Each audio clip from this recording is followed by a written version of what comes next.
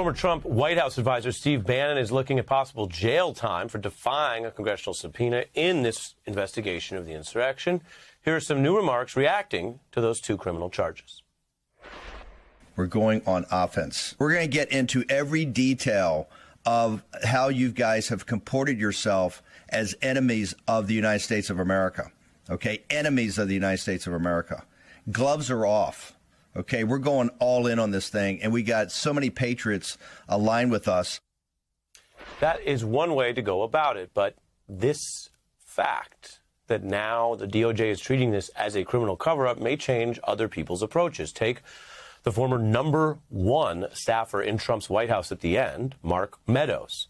Well, the MAGA Riot Committee was convening today and considering also leveling criminal contempt charges for Meadows after he followed Bannon in basically also defying the push to testify. Meadows forwarding a memo to Mike Pence reportedly that detailed a full plot to try to go after the 2020 results. That's in a new book from ABC's Jonathan Karl. NBC News has not been able to verify that memo. Now, there's also the memo by Trump campaign lawyer Jenna Ellis. We actually spoke to her during that weird and ultimately tense period leading up to the insurrection. This was right after the results had come in. Donald Trump was going to leave office. Those are the rules. Here's what she told us on the beat after the 2020 results. Our strategy is to make sure that we continue to challenge all of these false and fraudulent results. What is the point of all this? Well, the point of this, of course, is to get to fair and accurate results because the election was stolen and President Trump won by a landslide. That's one of those interviews where in the moment before the violence of January 6th, people may have read it different ways. And it's not a crime to go out there and say false things. But what was the point of all of it? Well, it ultimately exploded into that violent insurrection, and the memos and the prep work and the plotting makes it look worse. Now, that book I mentioned by Carl also reveals that during the actual insurrection, the Secretary of State, Mike Pompeo, and the Secretary of Treasury, Mnuchin, were then potentially discussing whether there was a tripwire that has been discussed many times but never used, invoking the 25th Amendment to remove Trump from office if things got even worse. They were clearly eyeing, according to this reporting, what they viewed as a coup that might need to be stopped earlier than January 20th. Now, how does everyone make sense of January 6th? Well, you have someone facing jail time who's fighting back. You have a committee that says it will find the facts and is bipartisan. And you have Republicans who seek those facts being attacked. The Wyoming Republican Party is now saying it no longer recognizes longtime arch-conservative Congresswoman Liz Cheney as a Republican in their view. They disavow her over her basic fact-finding in the impeachment and her concern about the insurrection. That is the issue, none other. Or take longtime Trump ally Chris Christie. Now, he's selling a book. He's talking about maybe running for president again, and at times seems to be tying himself up on this same debate of what it means to be a Republican who wants to support to some degree the fact that Donald Trump tried to end democracy in America. On election night, when Donald Trump stood up and said that the election was stolen, we had no evidence to prove that, that to me was just too much. Elections have to be about tomorrow, not about yesterday. Voters don't want to hear about yesterday. Donald Trump has made it pretty clear he wants to run for president again. Would you support him? Oh, look, I don't know that he's going to run. No, you don't. And you also don't appear to know how to answer. It's a pretty straightforward question. After Trump beat him last time, of course, Christie was selling Trump. Now, President Biden continues to do the governing. That was our lead story. You have the infrastructure and jobs push. You have a plan to expand the social safety net, paid family leave, pre-K, affordable housing, and a big vote coming in the Congress about all of that against the backdrop of these attacks on democracy and questions about our justice system. Our top story right now, though, is President Biden on the march, marking the first full day of the implementation of his massive spending bill, one he muscled through over intense GOP opposition and plenty of misleading warnings about how this whole plan would work, like a House Republican who once claimed the infrastructure bill was not an infrastructure bill, but instead more about AOC's Green New Deal. What's in the bill, though, is very problematic because it is not so much about the infrastructure that we need to be focused on, the roads and bridges and broadband. It's more about implementing the Green New Deal. Fact check, false. About 80% of that spending is for traditional infrastructure. And while the bill itself says so, that very congressman who I just showed you, this is new tonight, Alabama Republican Gary Palmer, well, he voted against that money, but he does know exactly where it's headed.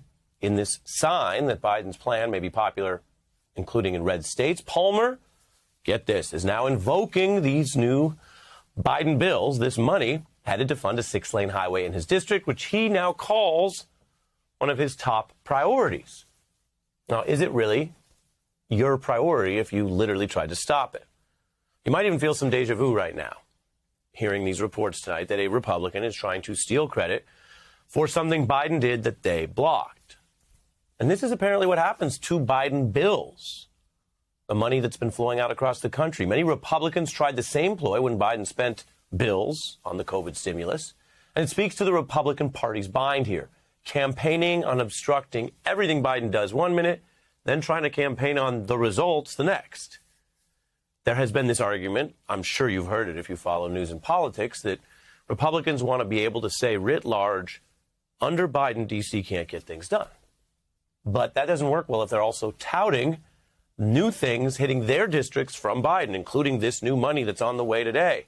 And those real examples lead to real awareness, both from people involved, getting the jobs, the assignments, the contractors, and all the coverage of it, because this is real world stuff outside of Washington, like local news coverage updating with the new Biden bills, a deficient bridge. Take a look. I mean, have you come across some of these older bridges? I mean, it's creaky. Yeah, but I agree. We definitely need to put our people to work. Another aspect is bringing high-speed internet. A lot of our small businesses, our local stores have online platforms now. COVID really pushed to have online sales portals. This is real stuff. It's no longer about the negotiating or the governing. It's about the doing. This is what some people are already hearing about on the ground. And again, the money is going to keep coming. Now, national conservative outlets would rather pretend that that massive bill signing didn't even happen. Take a look at what we track here. Fox News ignoring it while most real TV news was covering the bill signing. And that was the same trend online where many people get information, the Fox News website, all but ignoring the big bill signing.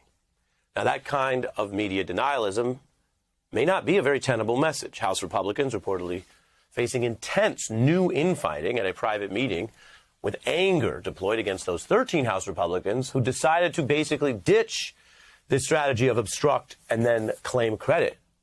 They just actually voted for the darn spending. You take it all in here, and President Biden's first year began by cutting checks directly to Americans with a stimulus so they could pay some pandemic bills. And now it ends with checks for states and this local construction, so America can pay off debts and problems that have plagued roads, bridges, local jobs. Republicans are struggling to attack that very new spending.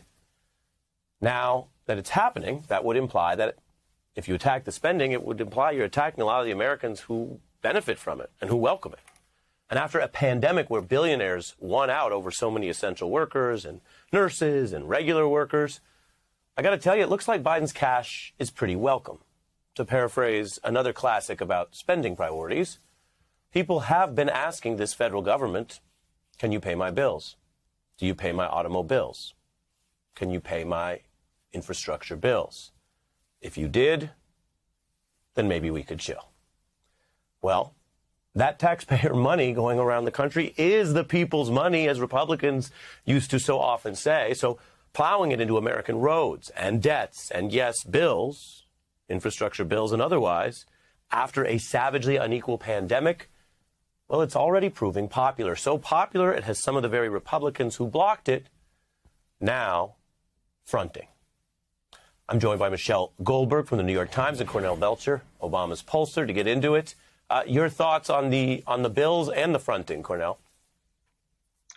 My thoughts on the bills are that it's good government, and it's good government that's going to build and secure a future for America where we can compete and win in the future. So I think it's really good government. But as you know, Ari, good government doesn't always translate to good politics. And I think what you see over yesterday, today, and probably over the next couple of weeks is the White House, the president and the vice president out in front trying to talk to the American people and making this translate into good politics, especially for those, these are transactions that work for you. These are transactions that work for your kids. These are transactions that work for America. And I think it seems like you shouldn't have to sell it, but these bills aren't like Hondas. They don't sell themselves, right? You really do have to sell them. Like, look, I lived through 2010 where Nancy Pelosi and Barack Obama and Leader Reid, put together legislation that literally saved the country from economic disaster, from teetering at the edge. And then those same Democrats got trounced in the midterms because, quite frankly, some people, Cornell, some people say you're selling it. Some people say you're scarred by it. I am very scarred. I'm very scarred by it, and I'm still having nightmares about it. And I'm paying those nightmares forward because I see the same thing happening here in the future. But I do like that, quite frankly, that this Biden White House is out in front and they're trying to turn good government into good politics to change the dynamics going into this midterm because they have to. Yeah, and there has been electoral trauma there. Michelle, take a listen to exactly what Cornell just alluded to, this White House knowing those lessons. I mean, Biden lived through them, of course, and really putting out a big argument here. Here's the president. We're taking a monumental step forward in building back better for this nation. My message to the people of New Hampshire is simple. It's this. Because of this delegation, New Hampshire and America are moving again. Your life is going to change for the better, and that's literal. Michelle? I think they're going to have to keep doing those kind of events, maybe not with the president, but with various surrogates over and over and over again, and highlighting various projects as they get going and as they get completed. One of the ironic problems for Democrats here is that there is so little conflict around this bill. And because conflict drives headlines and drives attention, it can pretty easily, I think, fade into the background in favor of these culture war issues that the Republicans prefer to talk about. Yeah, I mean, you speak on that, and that's clearly what the Republicans are aware of because they felt they got some sort of message boost out of what was still a limited part of the country that voted in the off-year elections. I mentioned some of this reporting coming out of Washington about the infighting, Michelle. This is, McCarthy, who's the House leader, basically wanting everyone to stay focused. You hear Dem Civil War stories sometimes. This would be the Republicans' version. His plea coming, quote, as some far-right members who are closely aligned with Trump have begun attacking fellow Republicans who voted for that infrastructure package.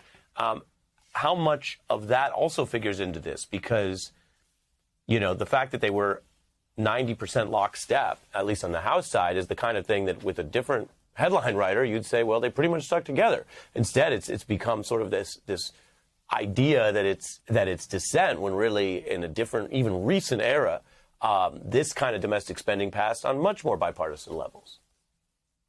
Right, and passed on much more bipartisan levels in the Senate, right? This was a bill that Mitch McConnell voted for. But, I think it's really, really telling about the state of the modern Republican Party that there's talk of censuring or stripping these 13 members of their committee assignments for voting for this extraordinarily popular bill.